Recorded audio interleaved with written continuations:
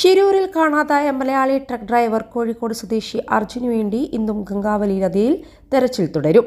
അർജുനെ കണ്ടെത്തുന്നതിനായി അത്യാധുനിക സ്കാനർ ഇന്ന് ശിരൂരിലെത്തിക്കും. കഴിഞ്ഞ വർഷത്തെ സിക്കിം പ്രളയത്തിൽ തെരച്ചിൽ നടത്താൻ ഫലപ്രദമായി ഉപയോഗിച്ച റേഡിയോ ഫ്രീക്വൻസി സ്കാനറാണ് ശിരൂരിലും ഉപയോഗിക്കുന്നത്.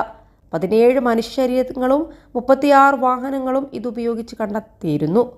സൈനിക ആവശ്യങ്ങൾക്ക് വേണ്ടി ഉത്തർപ്രദേശിലെ ഒരു സ്വകാര്യ കമ്പനിയാണ് ഈ സംവിധാനം നിർമ്മിച്ചിരിക്കുന്നത്. ഡ്രോൺ സംവിധാനത്തിൽ സ്കാനർ ഘടിപ്പിച്ചാണ് പരിശോധന. 8 മീറ്ററും 90 മീറ്ററും വരെ ആഴത്തിൽ പരിശോധന നടത്താനാവുന്ന 2 സ്കാനറുകളുണ്ട്. ഭൂമിക്കടിയിലുള്ള വസ്തുക്കളെ കൃത്യമായി കണ്ടെത്താൻ സാധിക്കുന്നുവെന്നതാണ് ഇതിന്റെ നേട്ടം. മനുഷ്യശരീരത്തിന്റെ സാന്നിധ്യം വേർതിരിച്ചറിയാൻ പറ്റുന്ന സാങ്കേതിക വിദ്യയാണിത്. 2 കിലോമീറ്റർ അധികം റേഞ്ചുള്ള ഡ്രോൺ സംവിധാനമാണിത്. വിജയകരമായി പരിശോധനകൾ നടത്തി പരിചയവും റേഡിയോ ഫ്രീക്വൻസി സ്കാനറിനുണ്ട്. അൽ സലാമ ഐ ഹോസ്പിറ്റൽ